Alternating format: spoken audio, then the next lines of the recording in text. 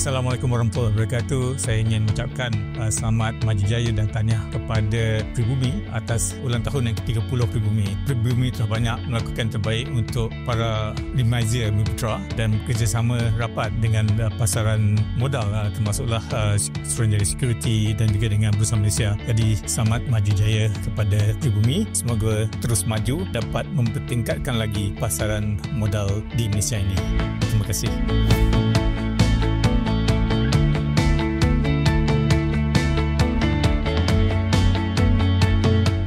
Tahniah Pribumi, selamat menyambut ulang tahun yang ke-30. Semoga sentiasa membesar dalam ekonomi sistem yang kita ada dalam Malaysia ni dan insyaAllah akan terus berkembang dan sampai ke zaman-zaman yang akan datang.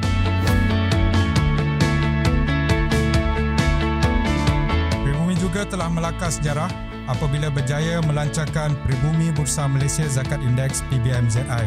Alhamdulillah, setelah setahun penyenaraian, inisiatif ini telah mendapat perhatian antarabangsa daripada institusi kewangan Islam di mana mereka telah memanggil kami untuk membuat pembentangan dan akan cuba replicate this model di Indonesia dan Brunei.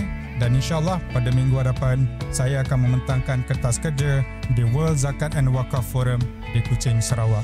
Satu pengiktirafan antarabangsa bahawa usaha ini telah melangkaui sempadan negara.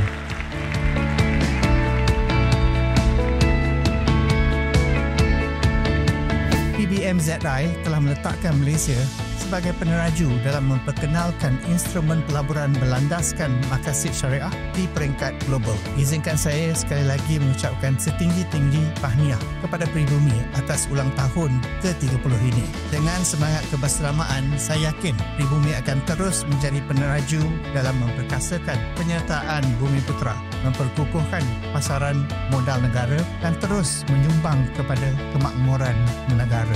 Selamat menyambut ulang tahun ke-30 Pribumi.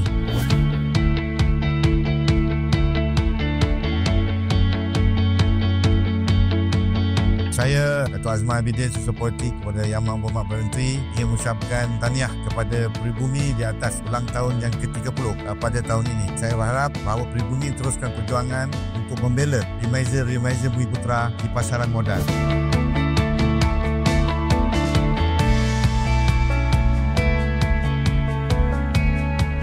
Kepada Pribumi, 30th anniversary and teruskan usaha dan sumbangan untuk memajukan pasaran modal Malaysia. Tahniah sekali lagi.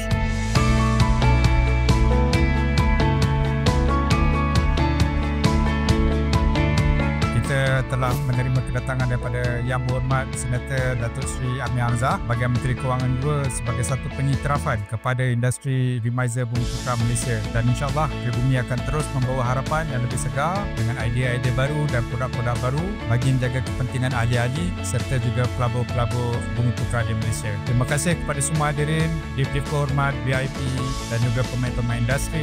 Semoga kita dapat berjumpa lagi masa akan datang. Terima kasih.